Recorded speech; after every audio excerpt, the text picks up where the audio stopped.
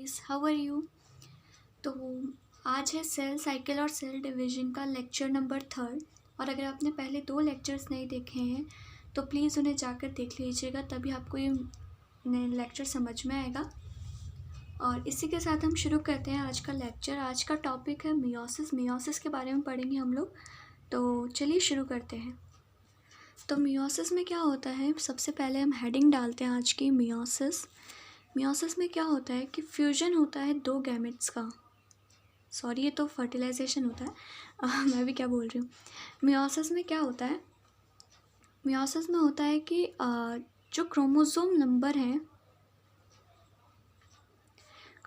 Number है ये reduce हो जाते हैं by a factor of half. मतलब कितने रिड्यूस हो जाते हैं, हाफ रिड्यूस हो जाते हैं। मतलब पहले 2n थे तो अब कितने हो जाएंगे, n हो जाएंगे। और इसी को हम क्या कहते हैं, रिडक्शनल डिवीजन कहते हैं। ठीक है, इस डिवीजन से क्या होता है, गैमेट्स का फॉर्मेशन होता है और ये गैमेट्स बाद में क्या करते हैं, फ्यूजन कर लेते हैं। जो मैं आपको यहाँ बता रही थी, फ्यूजन हो जाता है 2 गैमेट्स का और ये वापस क्या कर लेते हैं, अपने क्रोमोसोम नंबर को रिट्राइव कर लेते हैं। वापस 2n नंबर हो जाता है क्रोमोसोम का। जैसे 2 गैमेट्स फ्यूज होंगे ना, तो n number plus n number तो कितना हो गया, 2n नंबर हो गया। ठीक है, तो क्रोमोसोम नंबर कितने हो जाते हैं, 2n हो जाते हैं। अब मियोसिस 2 टाइप से होते हैं। देखो, मियोसिस 2 पार्ट्स में कंप्लीट होता है। एक तो मियोसिस फर्स्ट होता है और दूसरा क्या होता है, मियोसिस सेकंड होता है। तो फिर जो मियोसिस फर्स्ट होता है ना, ये मोर कॉम्प्लेक्स होता है देन मियोसिस सेकंड। क्या होता है, meiosis first is more complex than meiosis second. More complex होता है किससे, मियोसिस सेकंड से। मियोसिस सेकंड क्या होता है, मियोसिस सेकंड इक्वल होता है किसके, माइटोसिस के। मतलब जैसे जैसे प्रोसेस माइटोसिस में होते थे, बिल्कुल वैसे ही प्रोसेस मियोसिस सेकंड में होते हैं। बट मियोसिस फर्स्ट में क्या डिफरेंस होता है वो हम देखते हैं। मियोसिस फर्स्ट में क्या होता है, सेम वही, पहले प्रोफाज आएगा, then metaphase, anaphase, telophase, same process होंगे। बट प्रोफाज इसमें कुछ डिफरेंट होता है। इसका जो प्रोफाज होता है वो लॉन्ग भी होता है और कॉम्प्लेक्स होता है माइटोसिस के प्रोसेस से, प्रोफाज से, सॉरी। मियोसिस फर्स्ट का प्रोफाज जो होता है वो लॉन्ग और कॉम्प्लेक्स दोनों होता है माइटोसिस के प्रोफाज से। ठीक है, इसमें 5 स्टेजेस आती है। लैप्टोटीन, सेकंड आती है जाइगोटीन, थर्ड आती है पेकाइटीन, फोर्थ आती है डिप्लोटीन और नेक्स्ट आती है डाइकाइनेसिस।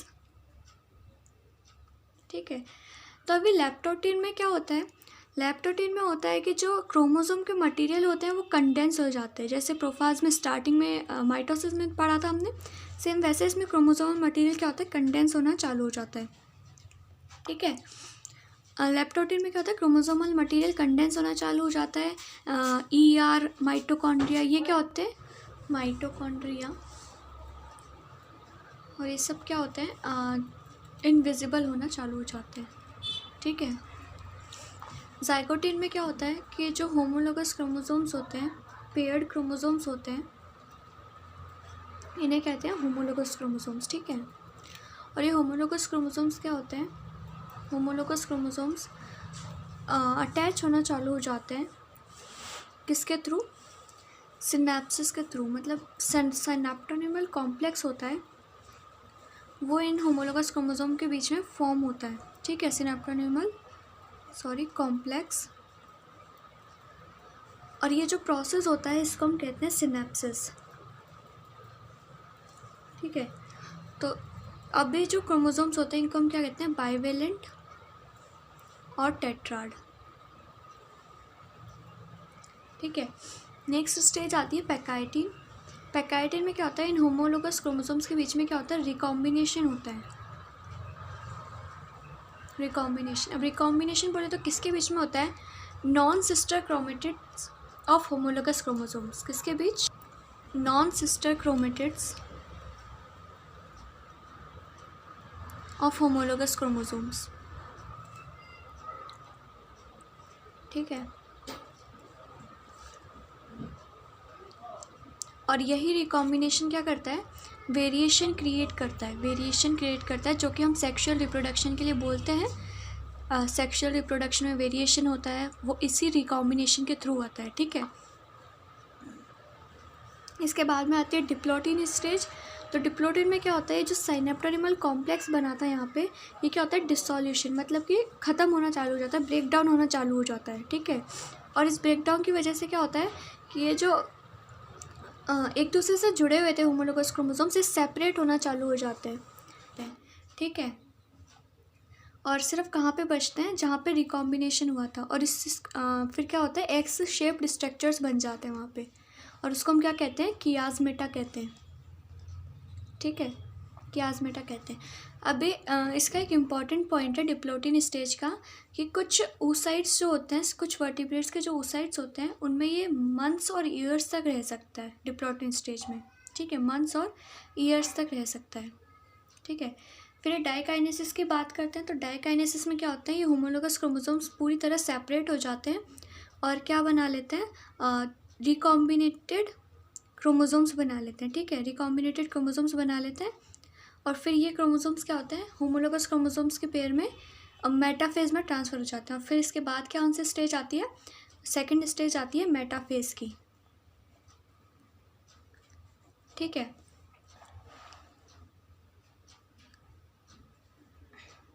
अब माइटोसिस के मेटाफेज में और मियोसिस के मेटाफेज में क्या डिफरेंस है। माइटोसिस के मेटाफेज में तो क्या होता था, क्रोमेटिड सेपरेट होते थे, और मेटाफेज के मियोसिस के मेटाफेज में क्या होता है, होमोलोगस क्रोमोसोम सेपरेट होते हैं, ठीक है। सेम वही प्रोसीजर रहेगा जैसे माइटोसिस में होता था, ये सारे इक्वेटोरियल प्लेट पे आके अलाइन हो जाएंगे और फिर क्या होंगे, सेपरेट हो जाएंगे होमोलोगस क्रोमोसोम्स, ठीक है।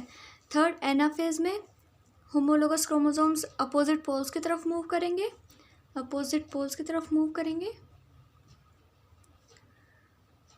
ठीक है, मूव करेंगे। और फिर फोर्थ क्या होगा, टीलोफेज में क्या होगा, 2 सेल्स बना लेंगे, ठीक है, रिकॉम्बिनेटेड 2 सेल्स बना लेंगे, और उसको हम क्या कहते हैं, डायड कहते हैं। रिकॉम्बिनेटेड सेल्स बना लेंगे, उससे हम क्या कहते हैं, फिर डायड ऑफ सेल्स कह देते हैं, ठीक है। नेक्स्ट अब इसमें आता है मियोसिस सेकंड वाला प्रोसेस सेम माइटोसिस की तरफ फॉलो करता है।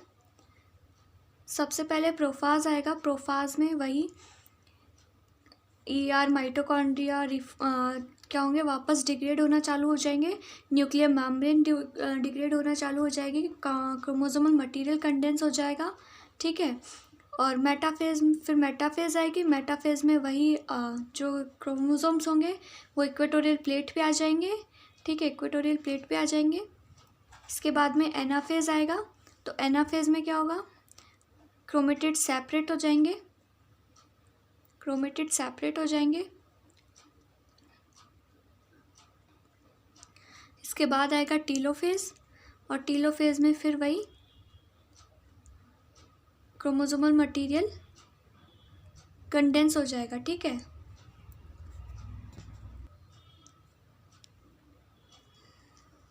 क्रोमोसोमल मटेरियल कंडेंस हो जाएगा, और फिर इसके बाद क्या होगा, साइटोकाइनेसिस का प्रोसेस होगा, और ये क्या बन जाएगा, टेट्राड ऑफ सेल्स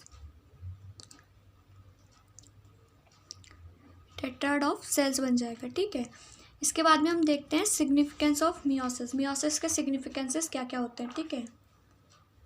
तो मियोसिस के सिग्निफिकेंस की बात करें, सबसे पहले तो ये होता है कि ये जो हमारे क्रोमोसोम का नंबर होता है उसको कंजर्व करके रखता है, क्रोमोसोम नंबर का कंजर्व करके रखता है, ठीक है। सेकंड, वेरिएशन क्रिएट करता है, जो कि इवोल्यूशन में बहुत हेल्प करता है। रिकॉम्बिनेशन से क्या होगा, वेरिएशन बनेंगे, वेरिएशन किस में हेल्प करता है, इवोल्यूशन में हेल्प करता है, ठीक है। तो आज का लेक्चर हम ये यहीं एंड करते हैं। Thank you so much for watching this video, और अगर आपको पसंद आया हो तो वीडियो पे कमेंट ज़रूर करना, और चैनल पे अगर नए हैं तो प्लीज़ सब्सक्राइब ज़रूर करना। Thank you guys.